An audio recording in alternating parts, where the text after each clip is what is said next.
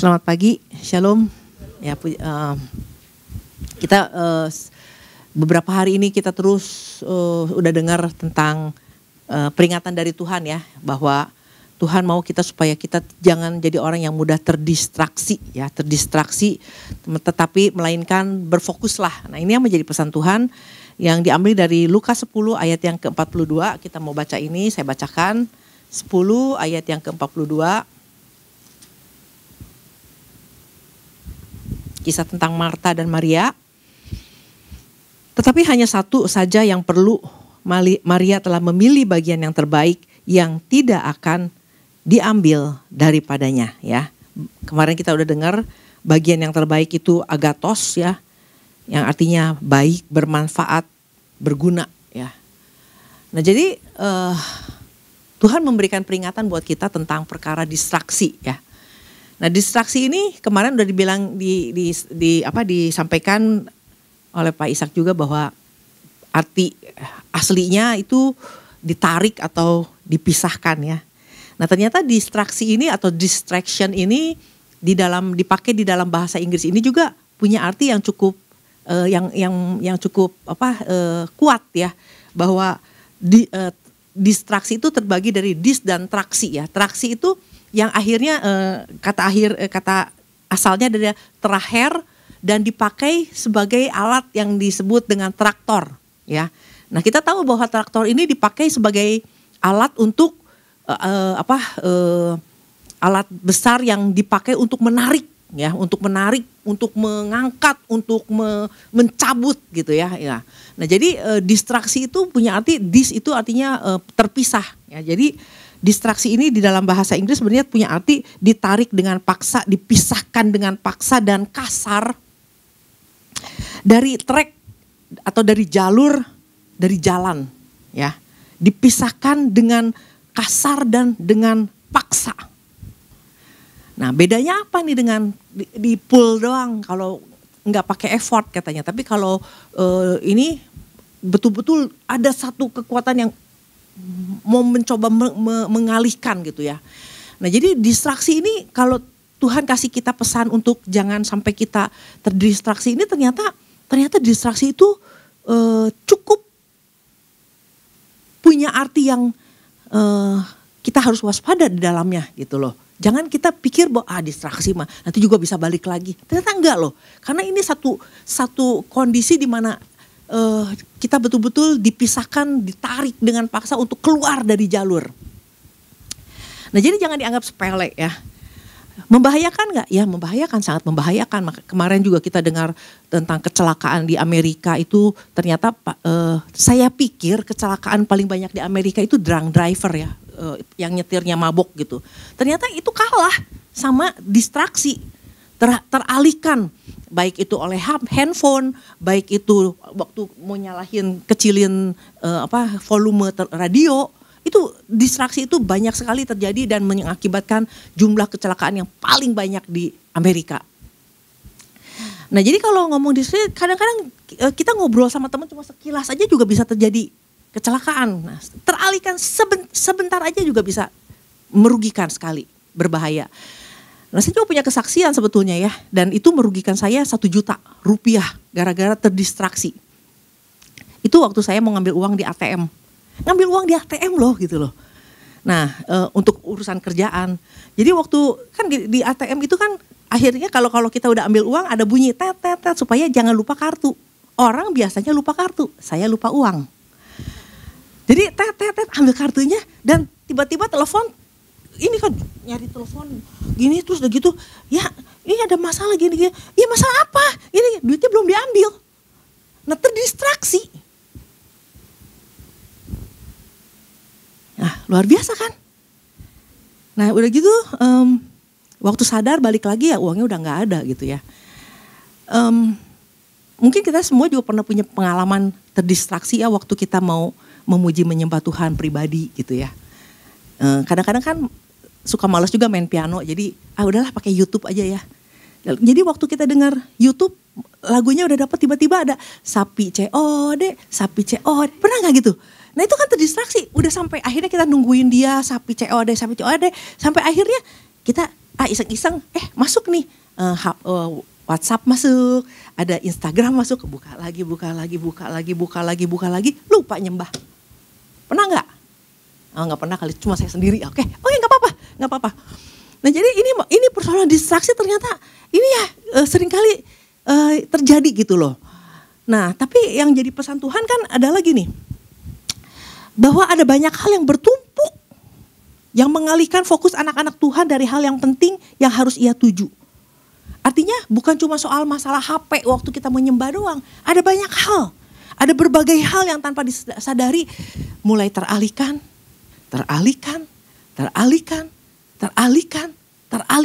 Jauh, akhirnya jauh. Nah gak sadar. Dan inilah yang akhirnya Tuhan tegur juga nih sama Marta, ya, bahwa Marta engkau menyusahkan diri ya dengan banyak hal dan engkau khawatir, dan dalam bahasa Inggrisnya Marta you are worried and distracted by many things. Artinya ini yang Tuhan lagi tegur Marta, kamu terdistraksi dengan banyak hal. Nah kadang gini, kita hidup ini akhirnya banyak hal yang membuat kita hidup ini jauh dari tujuannya Tuhan.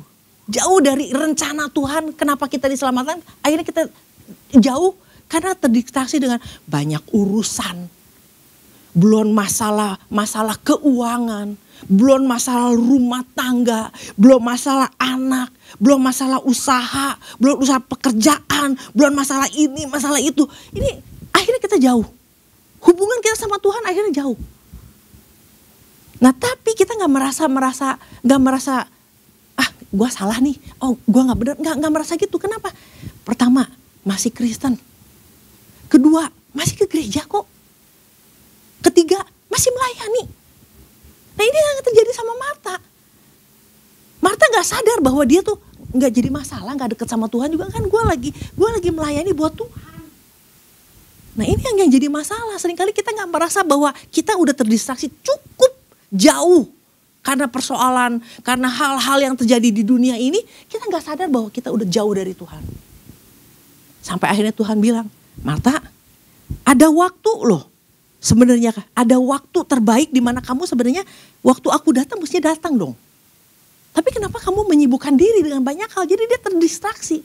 Bukannya datang kepada penciptanya, dia sibuk dengan hasil ciptaan. Berapa banyak dari kita yang sering seperti itu? Kita lupa dengan hubungan kita dengan pencipta kita, tapi kita sibuk dengan hasil ciptaan. Apa aja hasil ciptaan? Pekerjaan, anak, pelayanan, masalah. Ada itu tuh hasil ciptaan yang kita sibuk dan kita buang waktu di situ. Kita lupa dengan hubungan kita dengan pencipta. Nah ini yang terjadi sama Marta. Jadi bukan artinya pelayanan itu salah. Karena dia gak tahu membagi waktu, dia gak tahu waktu yang harus dia ambil. Ada waktu untuk melayani, ada waktu untuk bersama dengan penciptanya. Nah kadang-kadang kita tidak menyadari hanya karena kita masih Kristen dan masih ke gereja. Nah kalau kita lihat lagi, kita balik lagi ingat apa sih sebenarnya Tuhan panggil kita untuk apa sih gitu ya. Kita lihat di dalam Efesus. Balik lagi gini, ini kan kita sering dengar, kita sering diingatkan dengan ayat ini bahwa Efesus 2. Bahwa Tuhan memilih kita sejak dari kandungan, dari sebelum dunia dijadikan. Waktu kita akhirnya diselamatkan oleh Yesus dengan kematiannya. Bahwa kita akhirnya menjadi anak-anak Tuhan itu bukan semata-mata ada untuk menyelesaikan masalah bersama dengan Tuhan. Kita dipanggil untuk ada bersama dengan Tuhan ya, bukan untuk menyelesaikan masalahnya, tapi datang dulu sama Tuhannya. Jangan kalau ada masalah baru cari Tuhan. Ya, nah ini dikatakan di dalam Efesus 2 kan gini, sebab karena kasih karunia kamu diselamatkan oleh iman. Itu bukan hasil usahamu tapi pemberian Allah. Itu bukan hasil pekerjaanmu. Jangan ada orang yang memegahkan diri. Karena kita ini buatan Allah, diciptakan dalam Kristus Yesus untuk melakukan pekerjaan baik yang dipersiapkan Allah sebelumnya. Dan dikatakan apa? Ia mau supaya kita hidup di dalamnya. Nah ini yang seringkali rancangan Allah yang awal rencana Tuhan, tujuan Tuhan menyelamatkan kita itu kita udah lupa. Ada kasih karunia Tuhan yang membuat Tuhan sebenarnya kita harusnya ada di dalam Tuhan, tapi kita terdistraksi dengan banyak pekerjaan, banyak persoalan-persoalan yang harus diselesaikan.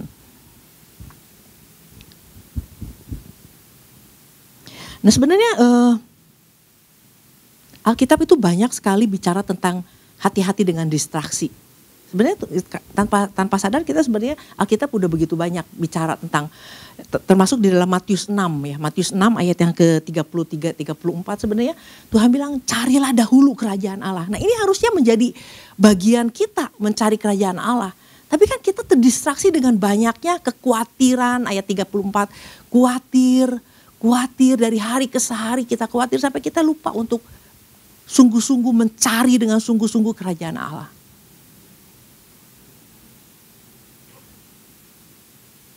Karena apa? Kita pikir hidup di dunia ini dengan banyaknya masalah yang harus diselesaikan. Sebetulnya enggak, Tuhan mau kita ada di dalam Dia. Kolose 3 ayat yang pertama juga sama. Ya. Kolose 3 ayat yang pertama dikatakan gini. Karena itu, kalau kamu dibangkitkan bersama dengan Kristus. Siapa di sini yang sudah dibangkitkan bersama Kristus? Kita semua. Kita semua adalah orang-orang yang sudah dibangkitkan bersama dengan Kristus. Carilah perkara yang di atas di mana Kristus ada. Duduk di sebelah kanan Allah. Ini kan udah jelas. Oh jadi orang Kristen kita gak boleh kerja ya? Bukan gak boleh kerja. Bukan gak boleh cari uang. Bukan gak boleh melakukan berbisnis. Bukan. Tapi tahu prioritas. Karena di luar Tuhan, tanpa Tuhan kita mau melakukan apa-apa juga sebenarnya kan menjadi sulit. Karena itu kalau kamu dibangkitkan bersama dengan Kristus, carilah perkara yang di atas di mana Kristus ada, duduk di sebelah kanan Allah. Nah, Marta lupa nih ada di hadiratnya Tuhan bersama dengan Yesus. Maria tahu. Nah karena Maria tahu, karena kalau dilihat dari Mazmur, kita lihat Mazmur pertama, Mazmur 1. Tanpa kita ada di hadirat Tuhan, tanpa kita bersekutu dengan Tuhan, kan lama-lama orang itu lama-lama lemah loh. Terjadi kebocoran rohani yang membuat orang lemah, menjadi orang takut. Makin hari makin khawatir, gak disadari. Dan orang pikir gak apa-apa, selama kita masih melayani Tuhan. Kita lupa itu. Nah, firman Tuhan di dalam Mazmur 1 kan dikatakan, tetapi yang kesukaannya ialah Taurat Tuhan dan yang merenungkan Taurat itu siang dan malam. Ia seperti pohon yang ditanam di tepi aliran air, yang menghasilkan buahnya pada musimnya dan yang tidak layu daunnya. Dan apa saja yang diperbuatnya berhasil. Tapi kita mau berhasil dengan kekuatan kita. Kita mau berhasil dengan cara kita. Dan akhirnya menjadi orang Kristen yang dari tahun ke tahun gitu aja. Bukan gitu aja sih, kadang-kadang malah menurun. Karena di luar Tuhan. Kalau kita nggak ada di hadirat, kalau kita ada di hadirat Tuhan, kita akan seperti pohon yang ditanam di tepi aliran air yang berbuah pada waktunya. Nah ini yang iblis nggak suka. Jangan lupa loh. Sampai hari ini kita masih hidup. Ada musuh yang ingin menjatuhkan kita. Kalau anak-anak Tuhan tahu rencana Tuhan, tahu tujuan Tuhan, dan kita menggenapinya, itu yang paling ditakutin sama setan. Makanya setan bikin berbagai cara untuk apa? Mendistraksi anak-anak Tuhan. Kitanya nggak sadar, kita lagi teralihkan. Hanya karena kita menghiburi, masih melayani kok. Dan itu yang dilakukan oleh Marta. Dan Tuhan bilang, kamu lagi terdistraksi. Gak bisa membedakan waktu. Di mana kamu harus ada bersama dengan pencipta. Tapi kamu sedang melakukan hal-hal yang di luar pencipta itu. Sibuk dengan hasil ciptaan. Nah balik lagi ke Kolose 3 ayat yang kedua. Yang kedua dikatakan gini.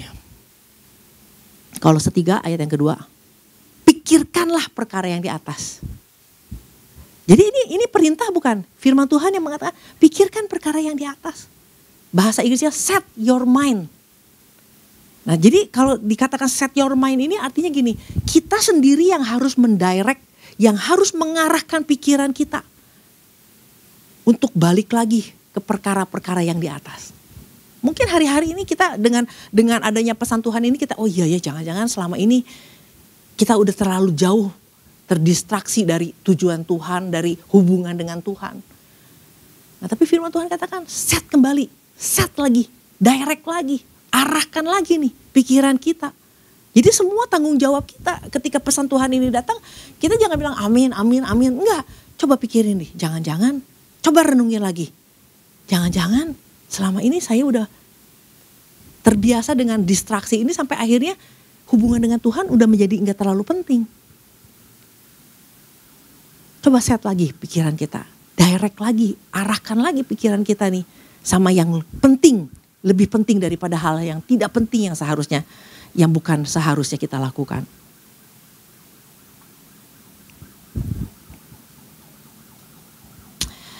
Nah jadi inilah yang Tuhan ingatkan bahwa kita untuk tahu prioritas kita. Bukan gak boleh kerja, bukan gak boleh cari uang. Kembali lagi tahu prioritas kita. Bahwa hubungan kita dengan Tuhan. Bahwa ketika kita ada di hadirat Tuhan, kita itu jauh lebih penting karena disitulah kita mendapat kekuatan yang baru. Bisa gak menyelesaikan masalah sendiri? Bisa. Tapi lelah. Tapi kalau kita bersama dengan Tuhan, kita menyerap dulu kekuatan yang dari Tuhan. Satu hari kita bisa melakukan banyak hal yang jauh lebih menghasilkan, ada hasilnya. Nah tapi iblis kan gak maunya bikin kita susah, bikin menderita, bikin kelemahan, kelelahan dan sampai akhirnya kita bertanya, akhirnya pada saat udah begitu bertumpuk persoalan karena terdistraksi, yang kita pertanyakan, Tuhan kemana kamu? Kok Tuhan gak adil? Kok Tuhan gak tolong saya? Karena kalau orang terdistraksi, ujung-ujungnya akan nyalahin Tuhan.